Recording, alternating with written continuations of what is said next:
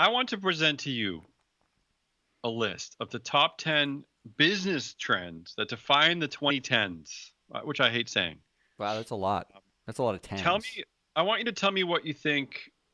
Which of these do you think might die or have already died in the 10s, and which do you think will continue to be relevant in the 20s, or you can ignore them or whatever you want. This is what I got for you today, though. You ready?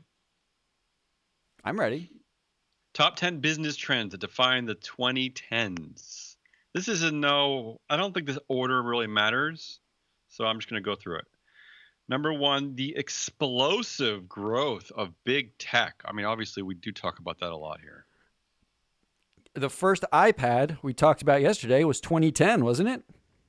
Yeah, but I mean, I think more importantly, I think when they say big tech, they just mean these data vacuum companies, right? These data Like suckers, Dyson. right? Yeah, I can't even afford a Dyson, so don't joke. All right, so that's number one. Obviously, that's not going away anytime It's soon. not going away. I think that story should actually be the rise of dual class shares, not the rise of tech. All right, well, oh, okay. Well, I don't think this article writer is that nuanced, but that's what we're here for.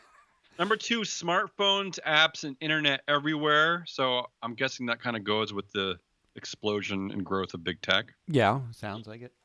All Sounds like right. one thing so far.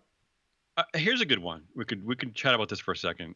So it's new ways of working, including job jumping, gig economy, flex benefits, the ease at which people can create startups like us idiots here at Free Float Media, remote working, also us idiots. So what will there any ideas about even newer ways of working coming in the 2020s, Matt? Like what's Oh, next? the newest way to work is not have a job because a robot has it. So, I, but what is that? What's the new way there? it's the no gig Sadness? economy. Oh, okay.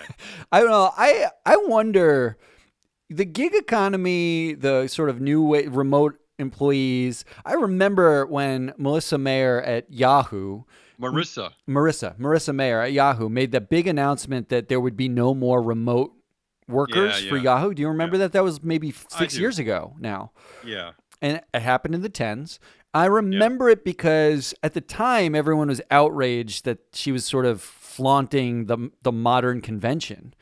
But yeah. They were also outraged because she was also building like a $100,000 daycare for herself, right? As she was telling people they couldn't work from home anymore. Wasn't she building a yeah, daycare in her yeah, it office? wasn't a good look. But No. regardless of that, Yeah. it does. I can't tell who the winner of like the new modern labor movement is. Do you feel like employees won that, or do you?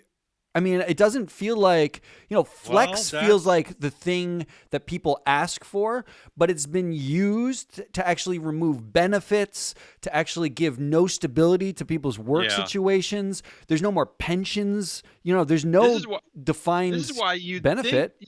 this is why you'd think all these people would be pro Bernie and pro Warren because they're the only ones who have a plan to take care of these people. I You'd mean, think they would but support the that. politics aside, right? Like, I don't know Yeah. that labor won that.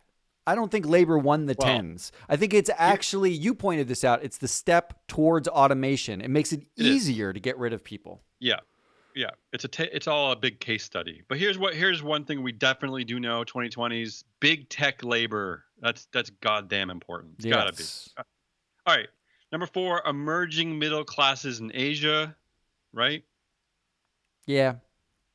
number 10 Number 5, business trends that define the Well, 2010s. Number 5, populism and nationalism reemerge. We just talked about well, corporate those two things populism. kind of link, right? Like, because every corporation, the irony of the first segment today of talking about sort of like the corporate foreign invader fear is that they're also desperately chasing that Asian middle class. Like, Yeah, that is a target new audience for them. customers. Like, Sexy. it's billions of customers they've never accessed before. Look out, India, you're coming. You're uh next.